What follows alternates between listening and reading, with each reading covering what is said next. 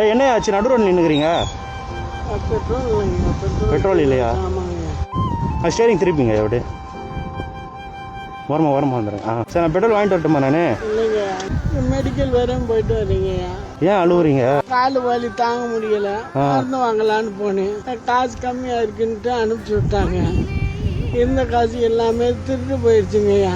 எப்படி ஆச்சு?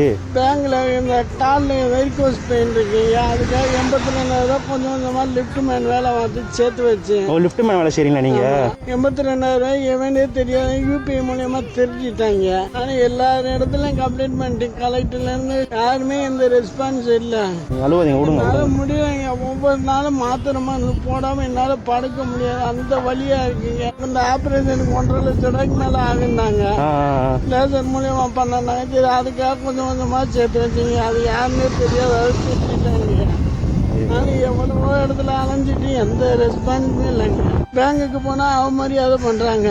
அவன் 50 லட்சம் ஒரு கோழியை தொலைச்சிட்டு அசால்ட்டா அறிய. நீங்க என்ன வெறும் 82,000 ரூபாய்க்கு பொழுதன்னைக்கு வர்றேன் அசால்ட்டா. விடுங்க, அழுவாதீங்க. என்ன ஏன் அழுவுறீங்க?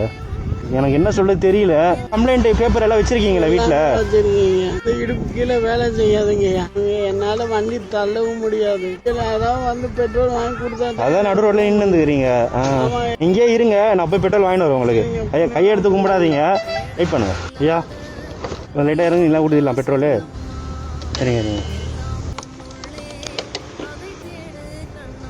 உக்காந்துங்க. பார்த்து இப்போ உங்களுக்கு ஐயா நீங்கள் வேறு இப்போ உங்களுக்கு எதாவது தேவைப்படுதா ஐயா? என்னங்க இதில் ஒரு 1000 ரூபாய் இருக்குது, வச்சுங்க. ஐயா வச்சுங்க, பரவாயில்ல நீங்கள் வச்சுங்க. நீங்கள் செலவு நல்லா இருப்பீங்க சொல்லிட்டு என்னால் முடிஞ்ச சப்போர்ட் நான் பண்ணுறேன். பார்த்து போயிட்டு வாங்க. நல்லா இருப்பீங்க. சரி ஓகே, பார்த்து போங்க ஐயா. சரி டாட்டா ஆயிடுச்சு அதுக்குன்ட்டு. சரியா பார்த்து போங்க.